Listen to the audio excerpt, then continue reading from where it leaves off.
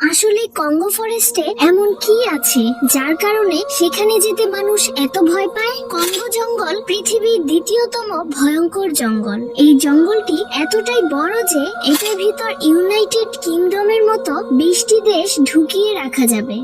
এই জঙ্গলের area 37 lakh square kilometre, আর এই জঙ্গলে 10,000-এরও বেশি গাছপালার প্রজাতি রয়েছে।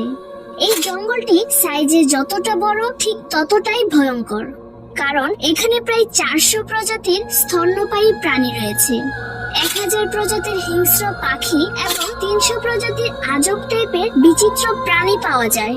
কঙ্গো ফরেস্টের ভেতর থেকে বয়ে চলা নদীতে 500-এরও বেশি মাছের প্রজাতি পাওয়া যায়, যেখানে পিরানহা নামের মাছটি যে কোনো মানুষকে মিনিটের মধ্যেই খতম করে দিতে পারে। এখানে এমন এমন সব বিষধর জীবজন্তু রয়েছে যা আপনার কল্পনাকেও হার মানাবে।